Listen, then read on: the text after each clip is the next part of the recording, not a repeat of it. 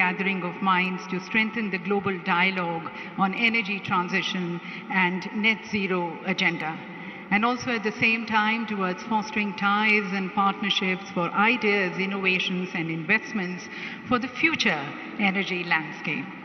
So as we open the doors to this global dialogue, at the very onset, I would like to request our host minister, our Honorable Union Minister of Petroleum and Natural Gas, Shri Hardeep Singh Puri ji, for his welcome remarks.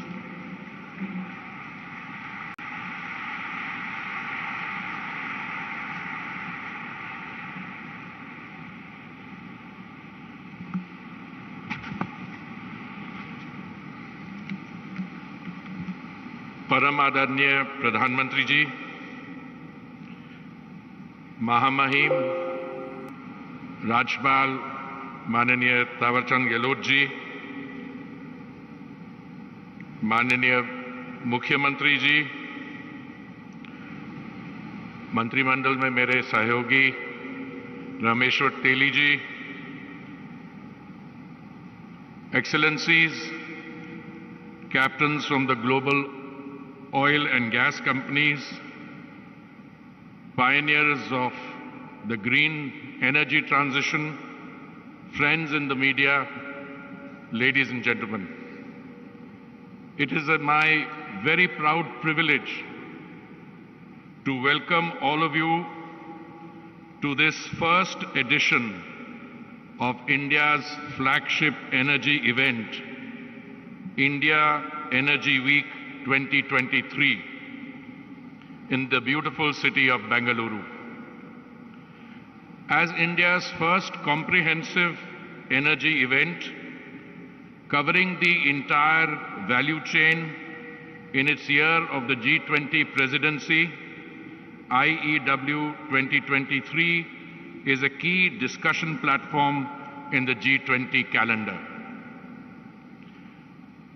The India Energy Week was born out of the Honorable Prime Minister's long-standing vision for India's role in the global energy transition while ensuring India's energy security, affordability, and accessibility for her citizens.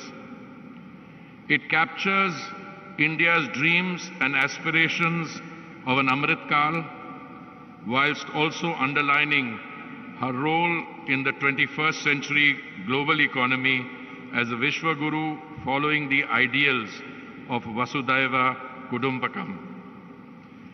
IEW 2023 comes at a watershed in the global energy landscape, and it will devise solutions to solve the global energy quadrilemma of energy access, affordability, and availability, with security at its pivot, and devise solutions for the future global energy transition.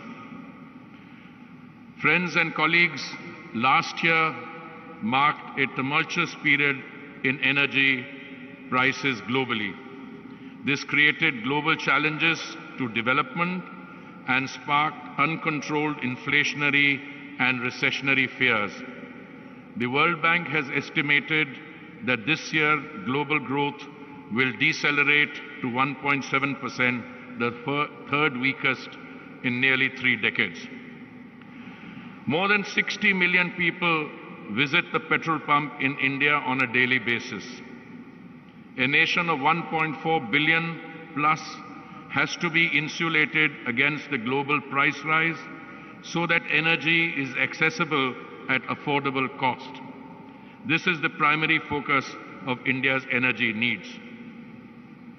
India has already pledged to become net zero in emissions by 2070 and cut down the emissions by 1 billion tons by the end of 2030.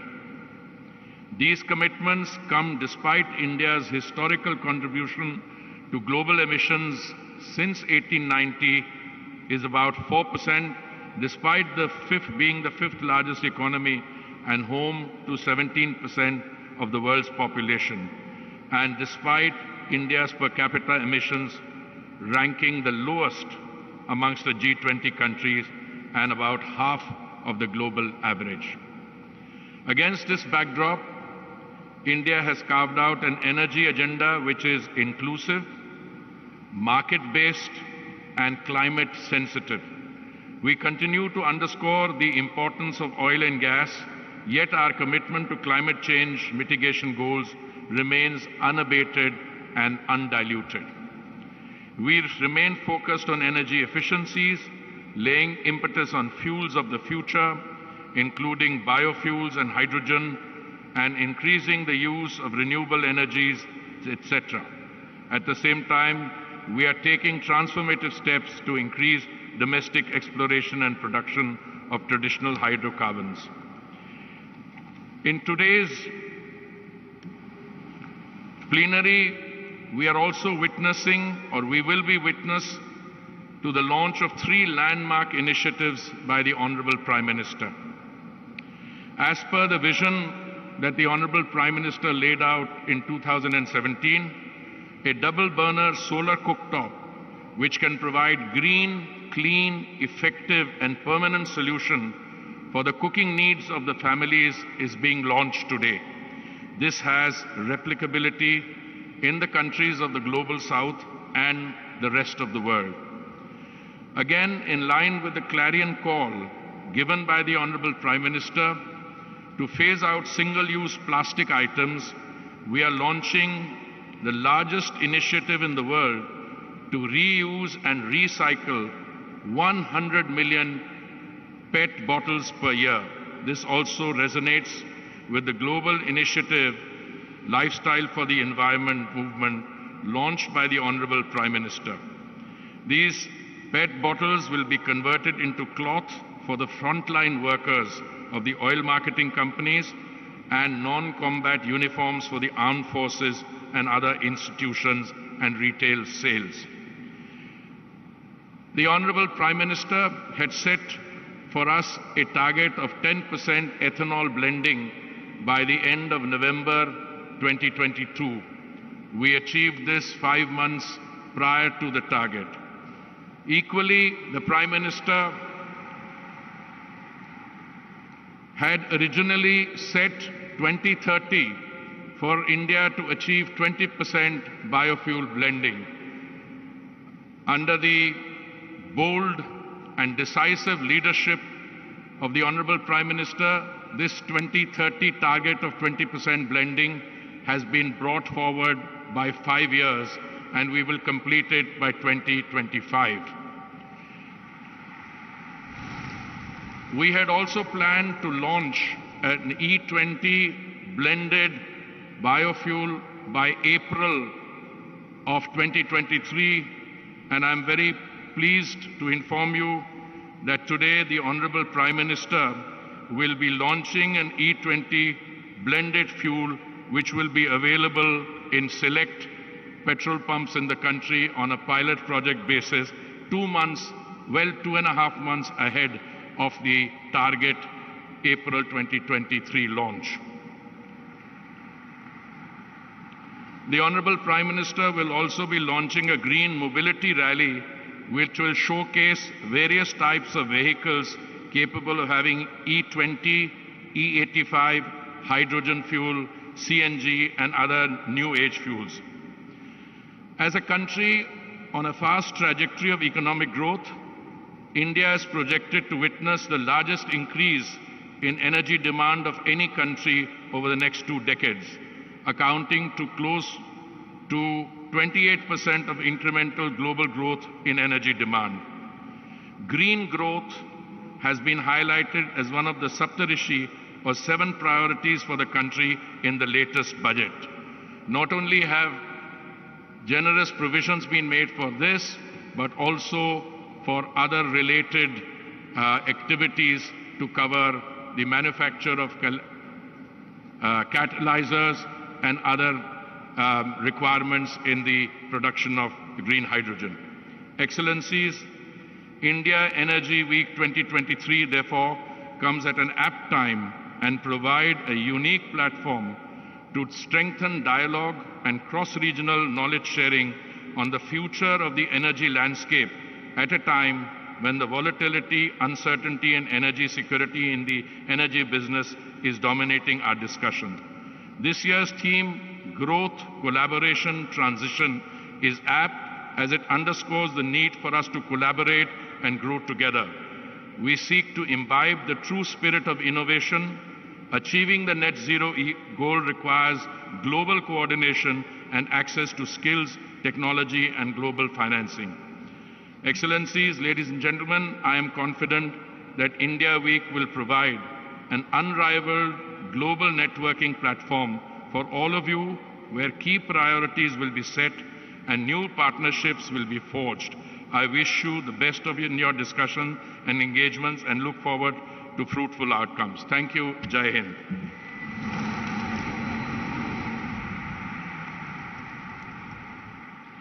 Thank you, Honorable Minister, sir. And ladies and gentlemen, the India Energy Week 2023 is happening in a city which is known as the Silicon Valley of India, a city which is known for its ideas, its innovation for startups and entrepreneurs, especially in the energy sector. और मंच पर हमारे साथ मेज़बान राज्य के माननीय governor साहब श्री थावरचंद गहलोत जी हैं, साथ साथ यशस्वी मुख्यमंत्री श्री बसवराज बोम्मई जी हैं। तो मैं मेज़बान राज्य कर्नाटक के माननीय मुख्यमंत्री श्री बसवराज बोम्मई जी को अब आमंत्रित करती हूँ इस सम्मानित सभागार को संबोधित करने के लिए। Inviting the honourable chief minister Shri Basavaraj Bommai ji.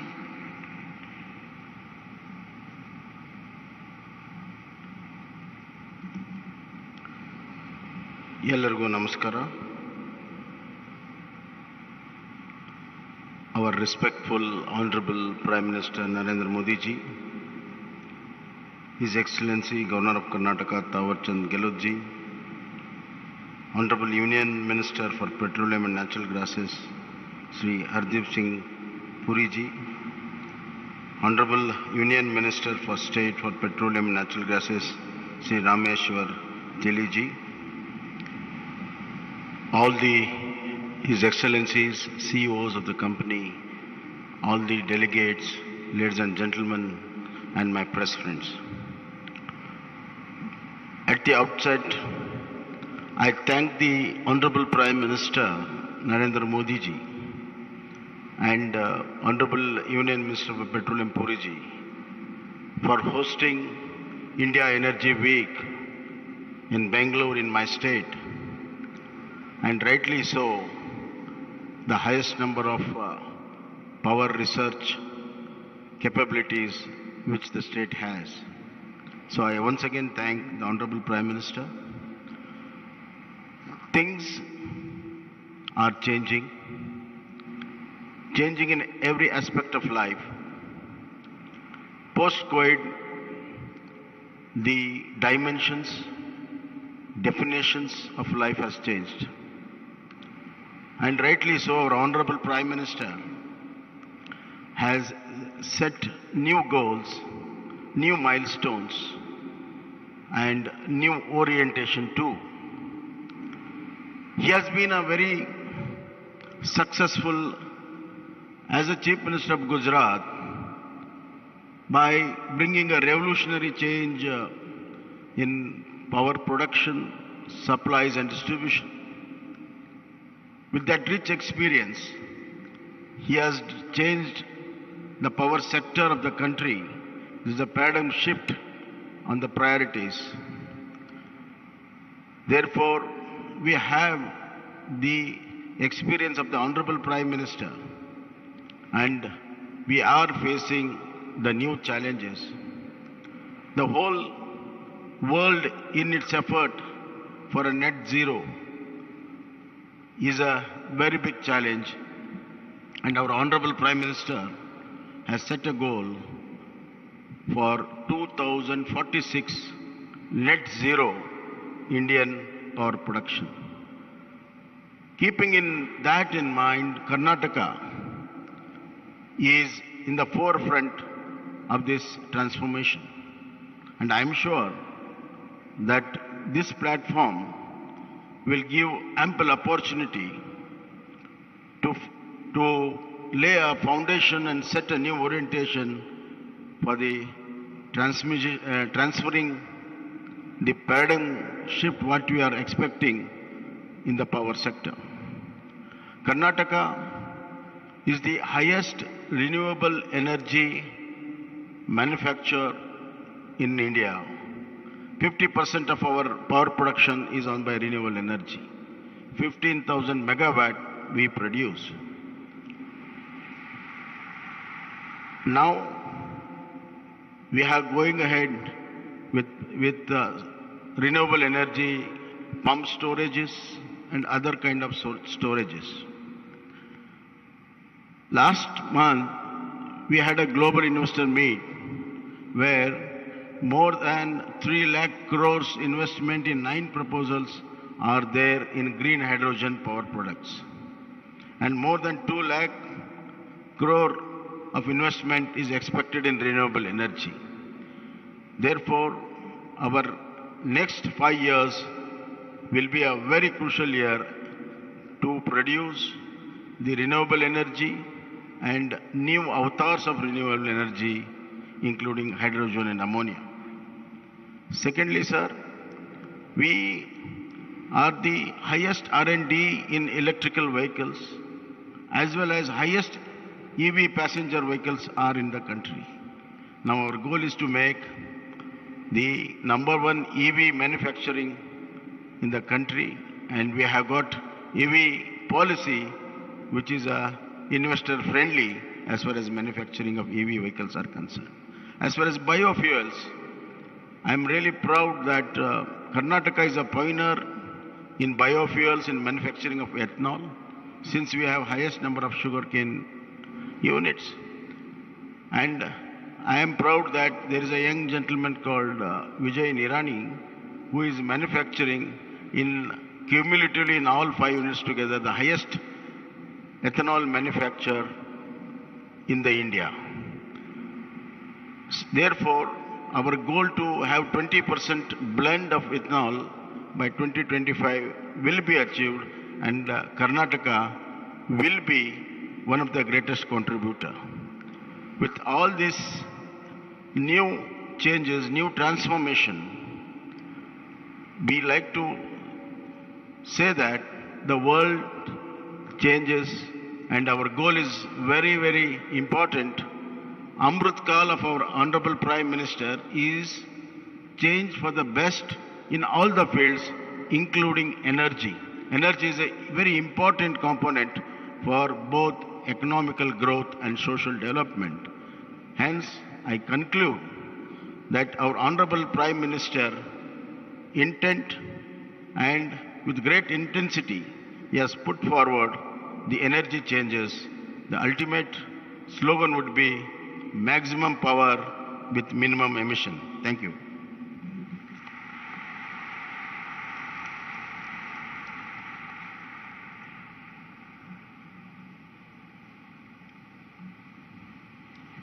Thank you, Honorable Chief Minister, sir.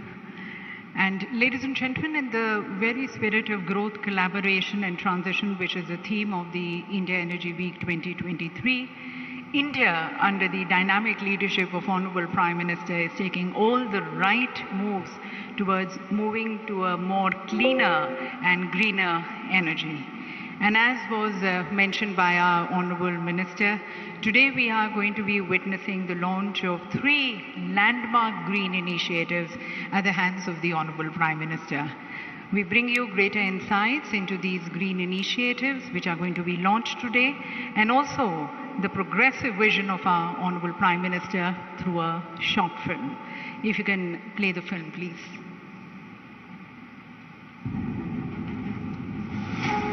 India, under the visionary leadership of Honorable Prime Minister Shri Narendra Modi, has become an emerging land of opportunities. The 3rd largest consumer of crude oil and petroleum products in the world. Committed to the target of renewable footprint and decarbonization by 2030, as resolved by our Prime Minister Shri Narendra Modi at COP26. आज Bharat installed renewable energy capacity में विश्व में 4थे number पर है।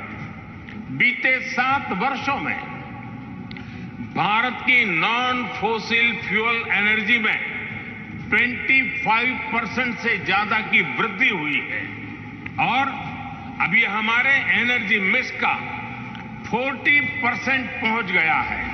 The Government of India, under the able guidance of the Honorable Prime Minister, is scaling up avenues of utilizing renewable energy for achieving energy independence and has targeted about 450 gigawatt of installed renewable energy capacity by 2030. India is today creating a wave of new possibilities of growth, collaboration and transition. Transitioning into new age biofuels, India is further securing its energy security, and the government is supporting advanced biofuel projects through the Pradhan Mantri Jeevan Yojana with cumulative financial assistance of approximately 25,000 crore. Domestically produced ethanol has been identified by the country as a potential opportunity to reduce reliance on oil imports. India is all set to achieve the target of 20% blending by 2025, which was advanced from the original target of 2030. Achieving the 20% ethanol blending target will result in forex savings of more than nearly 54,000 crore per annum. The Government of India is striving to increase farmers' income, and one key contributor to it is ethanol blending, which will increase the farmers' cumulative income by over 49,000 crore per annum. To further this vision, oil marketing companies are setting up 2G, 3G ethanol plants with total investment of 8,000 crore per annum. PM Shri Narendra Modi ji has called for a ban on single-use plastic. Inspired by his clarion call, Indian Oil, one of the energy majors of the country, has ventured into recycling PET bottles and converting it into yarn. More than 10 lakh uniforms of oil marketing companies will be weaved with the polyester made from the recycled yarn. And further, armed forces and other institutions for their non-combat uniforms are also adopting this raw material for their production. This green initiative, unbottled towards a greener future, will result in recycling of 10 crore PET bottles per year. एक क्षेत्र ऐसा है जो शायद बहुत बड़ा revolution ला सकता है। लोग अपने घर में सोलार एनर्जी से चूल्हा चलाएंगे जिस पर हर प्रकार की रसोई हो सके। Following the vision of Honorable Prime Minister of providing clean cooking fuel across the nation, Indian Oil is introducing an indoor solar cooking system designed, developed and patented by Indian Oil. A stationary indoor cooking solution capable of catering to the cooking needs of Indian households. Today at India Energy Week 2023, Honorable Prime Minister Shri Narendra Modi ji dedicates the double burner solar cooktop to the nation, launches Unbottled Towards a Greener Future initiative, and flags off vehicles running on energy efficient fuel to mark the launch of ethanol E20 grade fuel, which will be available in select cities of the country. India Energy Week 2023. Growth, collaboration, transition. तो TV सज्जनों, आपने देखा कि अब recycle पेट bottle से बनेंगे sustainable garments, और ये इंडियन ऑयल की हरित पहल है। सस्टेनेबिलिटी की दिशा में आगे बढ़ते हुए इंडियन ऑयल ने सर्कुलर इकोनॉमी में योगदानकर्ता के रूप में प्लास्टिक न्यूट्रलिटी को अपनाया है, और इसी के तहत ऑयल मार्केटिंग कंपनीज के कस्टमर सर्विस अटेंडेंट्स की वर्दी के अलावा अन्य संस्थाओं के लिए भी कपड़ा बनाया जाएगा। रिसाइकल पॉलिएस्टर को कपास के साथ मिलाकर उसकी तरफ कपड़ा तैयार किया जाएगा। आपको ये भी बताना चाहेंगे कि प्रत्येक वर्दी के लिए कुछ 28 यूज्ड पेट बॉटल्स रिसाइकलिंग उनकी की जाती है और तब वो कपड़ा तैयार किया जाता है। और हमारे साथ chairman Indian oil corporation limited हैं, उनकी पूरी टीम को शुभकामनाएं देते हुए उन्हें मैं अब मंच पर आमंत्रित करती हूं, श्री श्रीकांत माधव वैद्या जी को, और उनसे निवेदन है कि वे माननीय प्रधानमंत्री जी को इस रिसाइकल पेट बॉटल से बने पेटा और जैकेट प्रधानमंत्री जी को भेंट करें।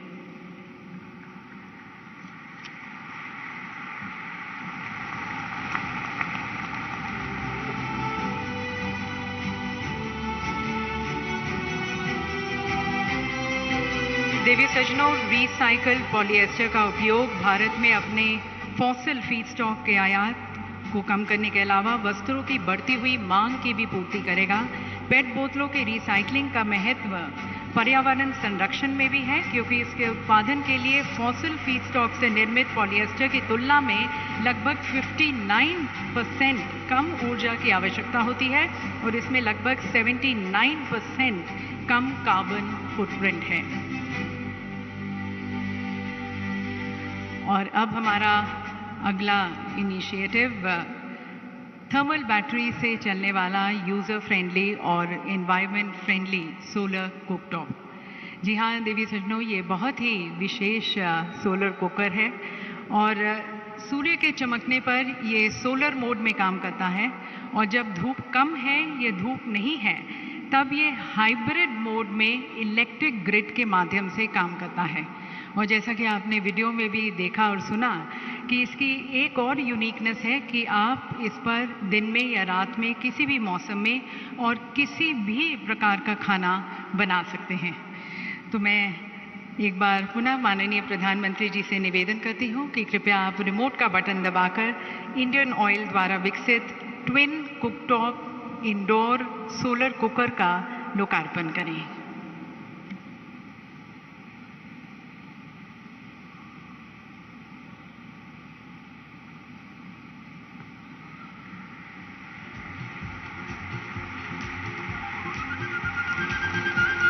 Ladies and gentlemen, I would like to draw your attention on the sides here, just closer to the podium.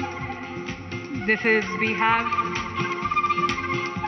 the solar cooker, the twin cooktop indoor solar cooker. And this will be the green, clean and a permanent solution for the cooking needs of the household of not only India, but also the rest of the world. Ladies and gentlemen, in Honorable Prime Minister Modi, we have a global leader who strongly believes it is one earth, we are one big family, and there is one future for all of us. And thereby, we all need to work together, collaborate for global good and welfare for all. वसुधैव कुटुंबकम के भाव को आत्मसात करते हुए माननीय प्रधानमंत्री जी ने हमेशा से वैश्विक समृद्धि और वैश्विक स्वास्थ्य की मनोकामना की है और उसकी तरफ अथक प्रयास करते आए हैं और उसके साथ साथ अपने 130 करोड़ के परिवारजनों की आशाओं और आकांक्षाओं की पूर्ति की तरफ भी वे अनेक प्रयास करते आए हैं, संकल्पबद्ध हैं, and that is where we have seen India integrating its development plans with the climate action targets, and that is also reflected in our budget, the dream budget for the green energy sector. और आज जब विश्व के सभी देश energy security और environmental sustainability जैसे मुद्दों के साथ जूझ रहे हैं, हमारे प्रधानमंत्री जी का संदेश, उनकी अंतर्दृष्टि, उनके विचार यकीनन हम सभी का मार्ग प्रशस्त करेंगे। तो यहाँ पर उपस्थित सभी की तरफ से मैं माननीय प्रधानमंत्री जी से करबद्ध होकर निवेदन करती हूँ, हम सभी के मार्गदर्शन हेतु अपने विचारों से हमें लाभान्वित करने के लिए।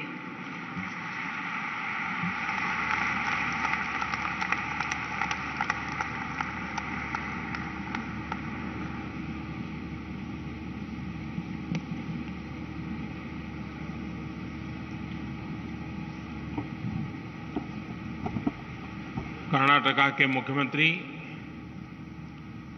श्री बसवराज बोम्मई जी, केंद्रीय मंत्रिमंडल के मेरे सहयोगी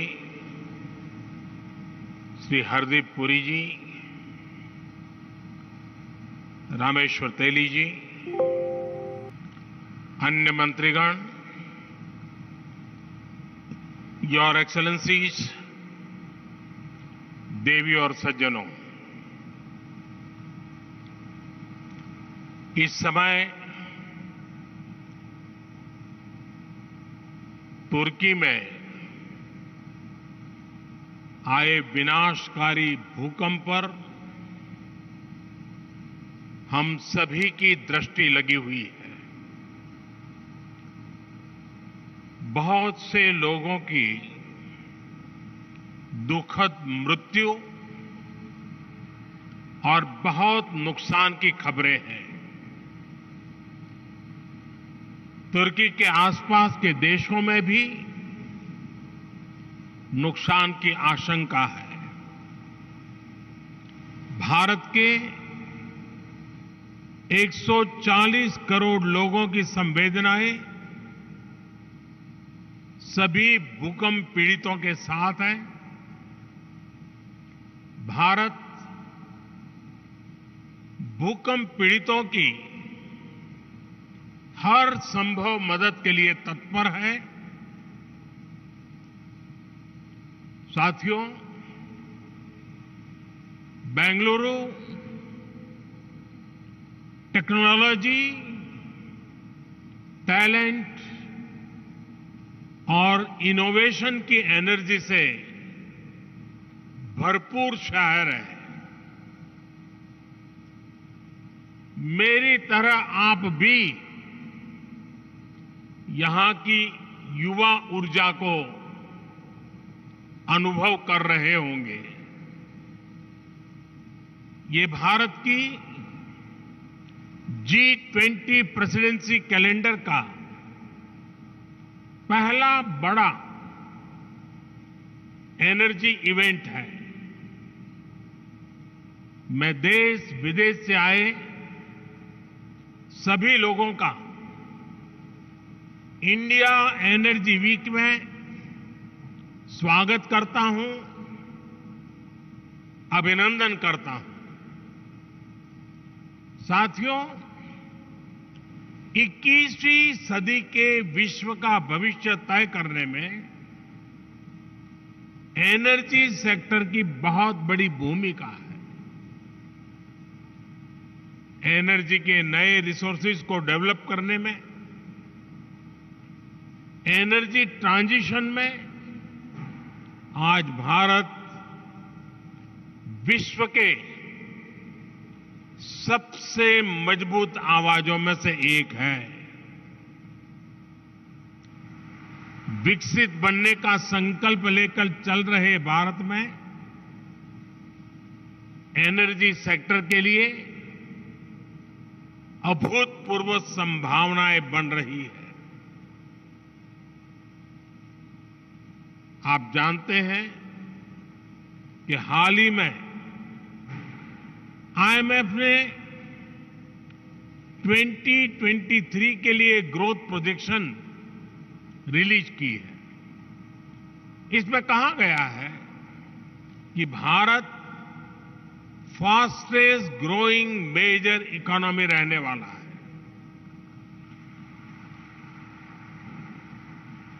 महामारी और युद्ध के प्रभाव के बावजूद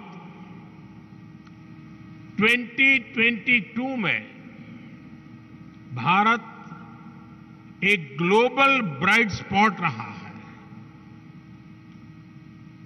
एक्सटर्नल सर्कमस्टेंसेस जो भी रहे, भारत ने इंटरनल रेजिलियंस की वजह से हर चुनौती को पार किया।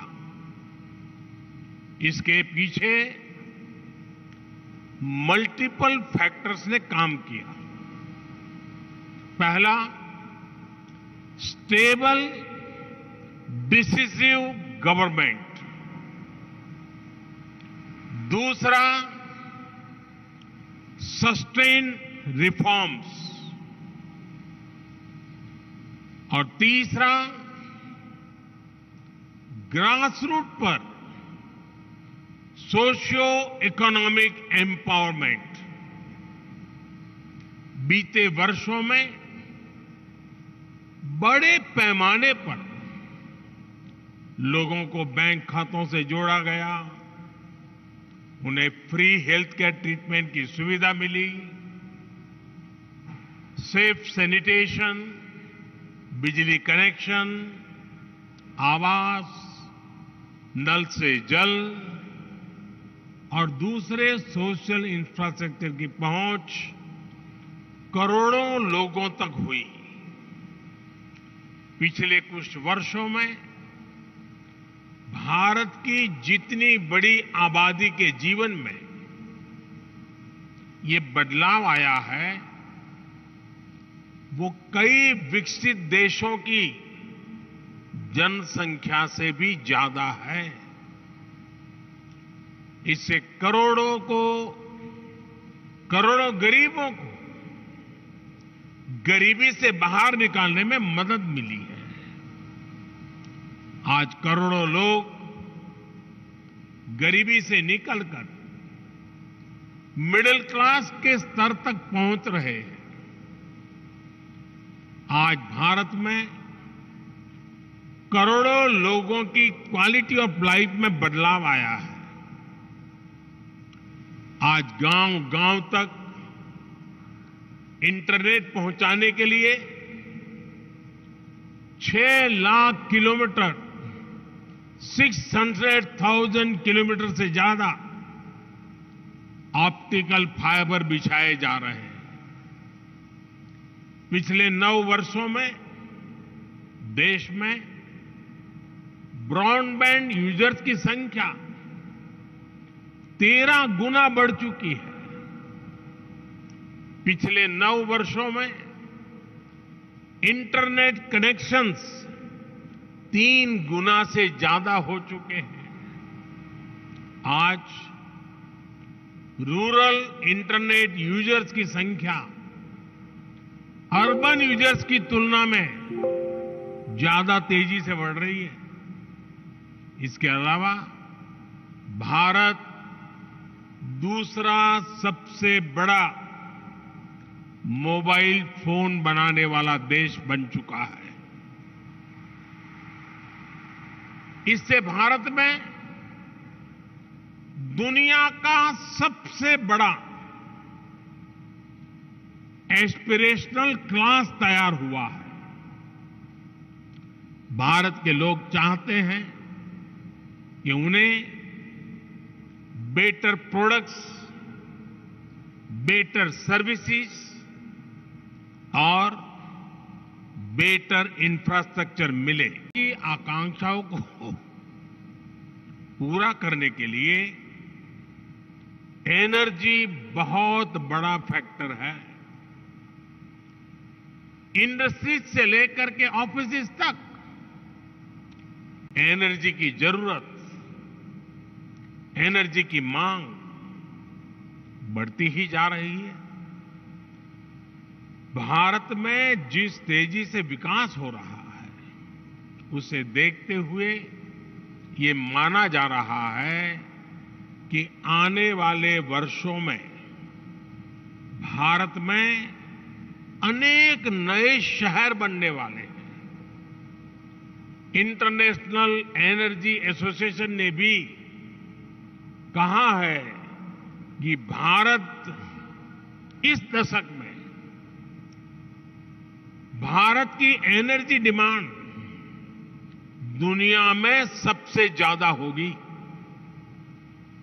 और यहीं पर आप सभी इन्वेस्टर्स के लिए, एनर्जी सेक्टर के स्टेक होल्डर्स के लिए भारत नई अपॉर्चुनिटीज लेकर के आया है।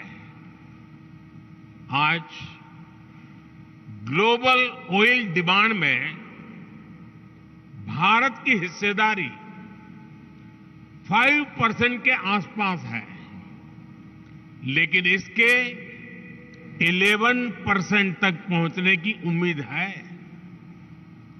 भारत की गैस डिमांड तो 500% तक बढ़ने का अनुमान है। हमारा विस्तार ले रहा एनर्जी सेक्टर भारत में इन्वेस्टमेंट और कोलैबोरेशन के नए अवसर बना रहा है। फ्रेंड्स, एनर्जी सेक्टर को लेकर भारत की स्ट्रेटेजी के 4 मेजर वर्टिकल्स हैं। पहला,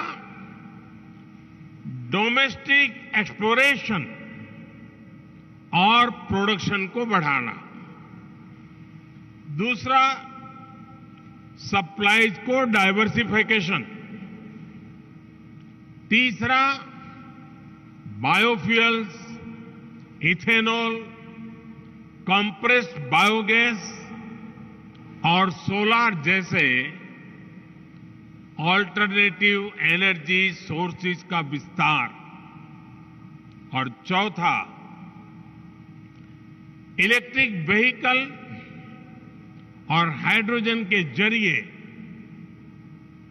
डीकार्बनाइजेशन, इन चारों ही दिशाओं में भारत तेजी से काम कर रहा है। मैं आपके बीच इसके कुछ एस्पेक्ट्स पर और विस्तार से बात करना चाहूंगा। साथियों, आप जानते हैं कि भारत दुनिया में चौथी सबसे बड़ी रिफाइनिंग की वर्तमान क्षमता करीब 250 MMTPA की है, जिसे बढ़ाकर लगातार इंडिजीनियस, मॉडर्नाइज और अपग्रेड कर रहे हैं। हम अपनी पेट्रोकेमिकल प्रोडक्शन कैपेसिटी को बढ़ाने की दिशा में भी बहुत तेजी से काम कर रहे हैं।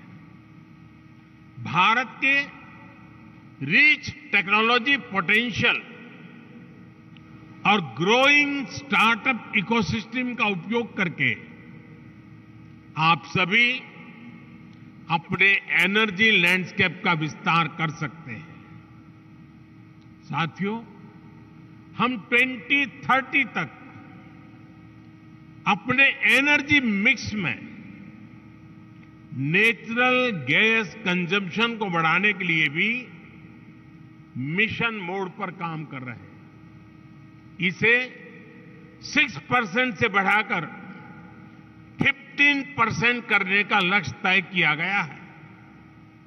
हमारा वन नेशन वन ग्रिड, ये विजन, इसके लिए सभी जरूरी इंफ्रास्ट्रक्चर उपलब्ध कराएगा। हमारा प्रयास है कि एलएनजी टर्मिनल रीगैसिफिकेशन क्षमता को बढ़ाया जाए। 2014 में हमारी क्षमता 21 MMTPA की थी, जो 2022 में करीब दोगुनी हो गई है। इसे और बढ़ाने के लिए काम जारी है। भारत में 2014 के मुकाबले सीजीडी की संख्या भी 9% हो चुकी है और 9 गुना बढ़ चुकी है। 9 गुना, 9 टाइम। हमारे यहां 2014 में सीएनजी स्टेशन भी 900 के आसपास थे। अब इनकी संख्या भी बढ़कर 5000 तक पहुंच रही है। हम गैस पाइपलाइन नेटवर्क की लंबाई बढ़ाने की दिशा में भी तेजी से काम कर रहे हैं। 2014 में हमारे देश में गैस पाइपलाइन की लंबाई करीब 14,000 किलोमीटर थी। अब ये बढ़कर 22,000 किलोमीटर से ज्यादा हो चुकी है। अगले 4-5 साल में भारत में गैस पाइपलाइन का नेटवर्क 35,000 किलोमीटर तक पहुंच जाएगा।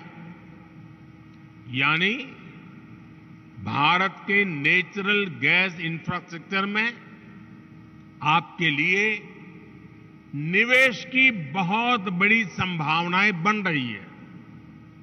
साथियों, डोमेस्टिक एक्सप्लोरेशन और प्रोडक्शन को बढ़ावा देने पर ईएनपी सेक्टर ने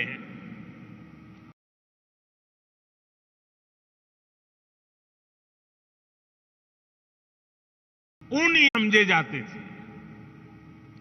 आपकी इन भावनाओं को समझते हुए हमने नो गो एरियाज में कमी की है।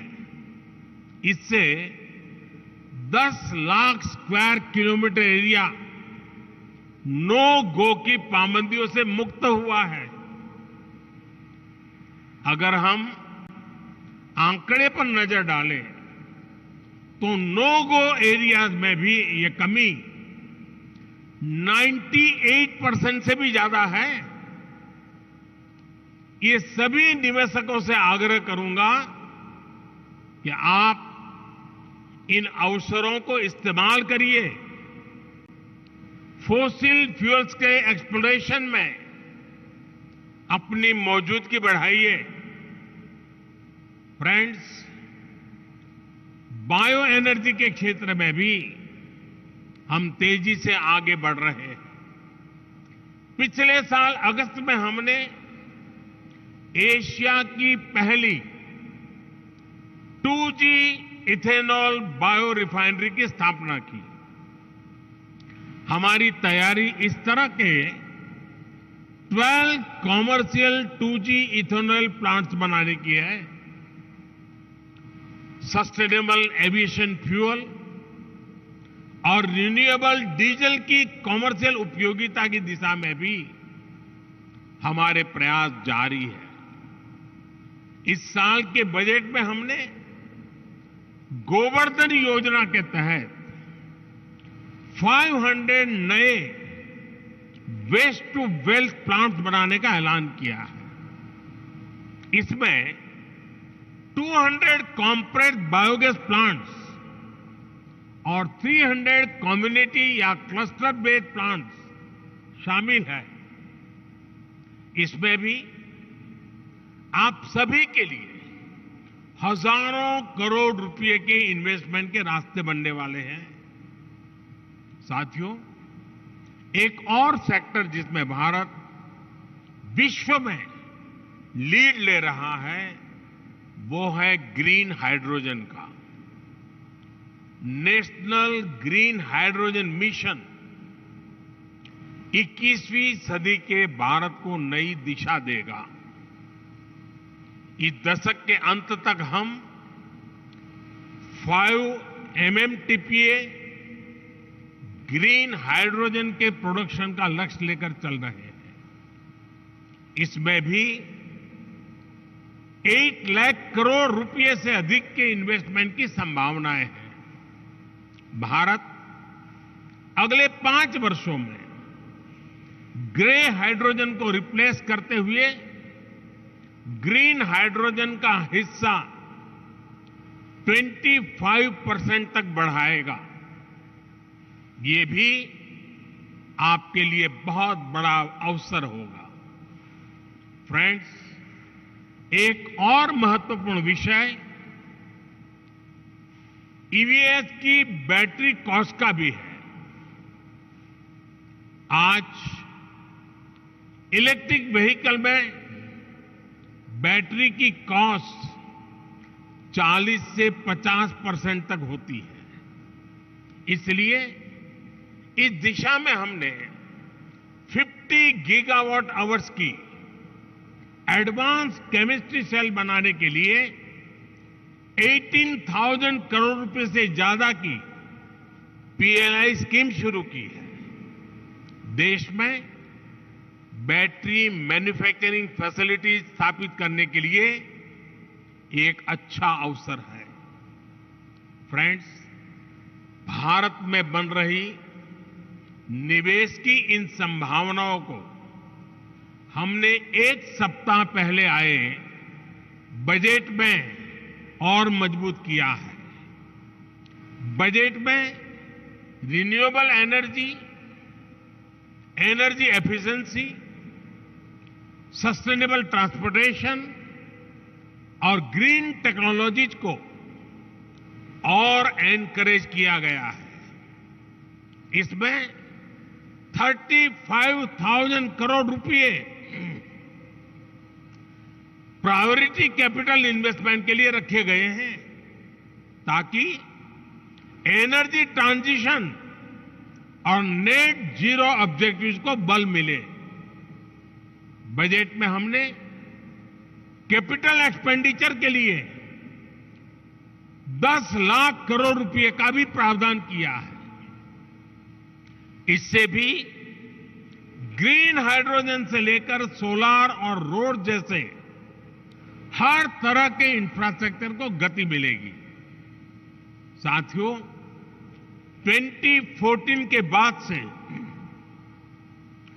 ग्रीन एनर्जी को लेकर भारत का कमिटमेंट और भारत के प्रयास पूरी दुनिया को देख रहे हैं।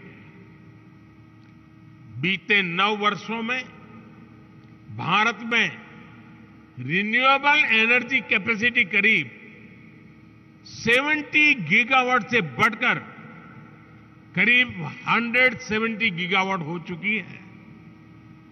इसमें भी सोलर पावर कैपेसिटी 20 टाइम्स से ज्यादा बढ़ी है। आज भारत विंड पावर कैपेसिटी के मामले में दुनिया में चौथे नंबर पर है। हम इस दशक के अंत तक 50% नॉन फोसिल फ्यूल कैपेसिटी का लक्ष्य लेकर चल रहे हैं। हम बायोफ्यूल पर, इथेनॉल ब्लेंडिंग पर बहुत तेजी से काम कर रहे हैं। बीते 9 वर्षों में पेट्रोल में इथेनॉल ब्लेंडिंग को हम 1.5% से बढ़ाकर 10% कर चुके हैं। अब हम 20% इथेनॉल ब्लेंडिंग के लक्ष्य की तरफ बढ़ रहे हैं। आज यहां E20 रोल आउट किया जा रहा है। पहले फेज में देश के 15 शहरों को कवर किया जाएगा और फिर आने वाले 2 वर्षों में देश भर में इसका विस्तार किया जाएगा। यानी E20 भी आपके लिए देश भर में बहुत बड़ा मार्केट बनने जा रहा है। साथियों, आज भारत में एनर्जी ट्रांजिशन को लेकर जो मास मूवमेंट चल रहा है वो अध्ययन का विषय है। ये 2 तरीके से हो रहा है।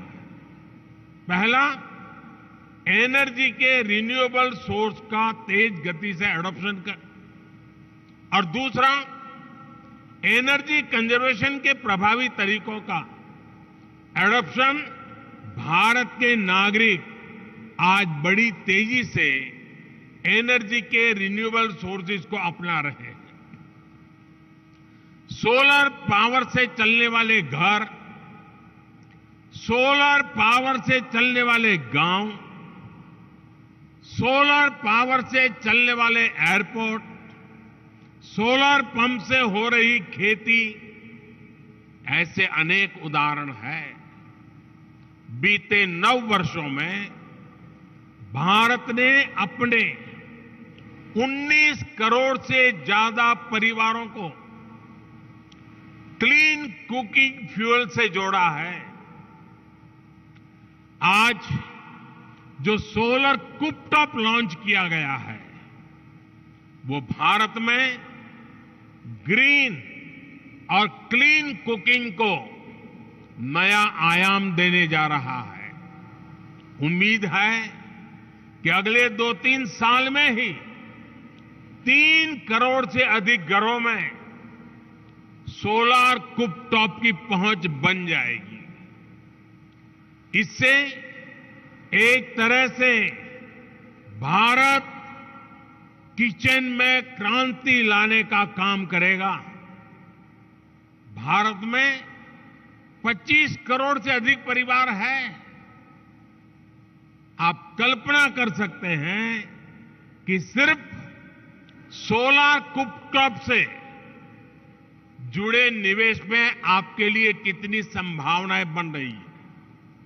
साथियों, भारत के नागरिक एनर्जी कंजर्वेशन के प्रभावी तरीकों की तरफ तेजी से शिफ्ट हो रहे हैं। अब ज्यादातर घरों में स्ट्रीट लाइट्स में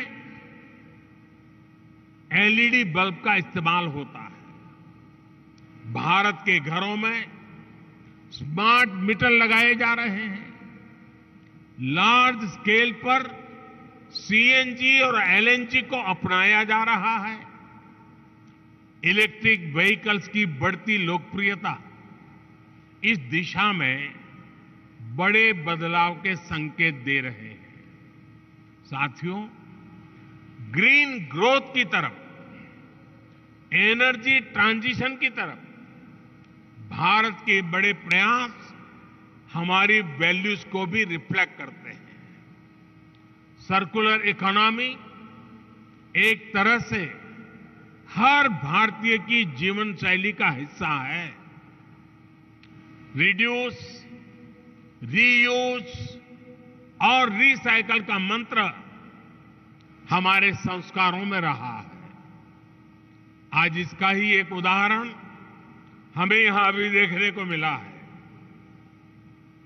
प्लास्टिक की वेस्ट बॉटल्स को रिसाइकल करके जो यूनिफॉर्म बनाई गई है, आपने उसे देखा है।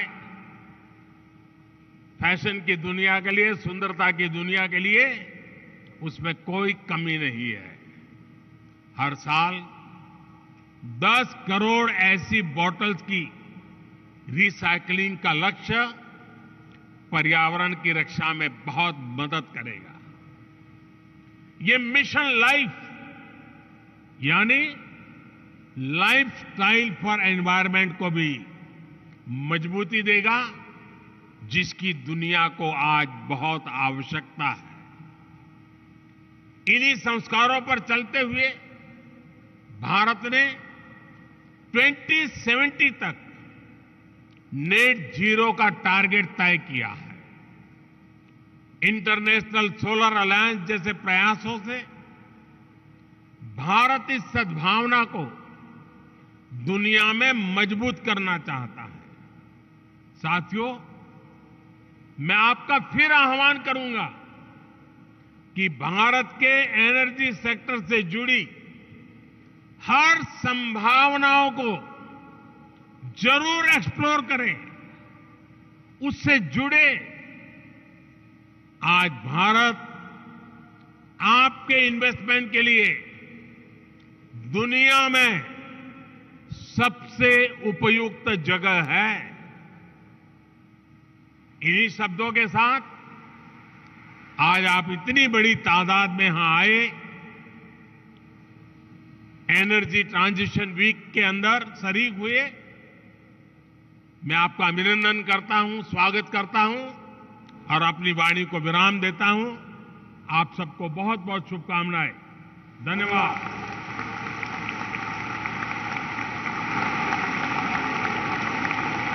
Thank you very much, Honorable Prime Minister, sir, for sharing the green growth plans.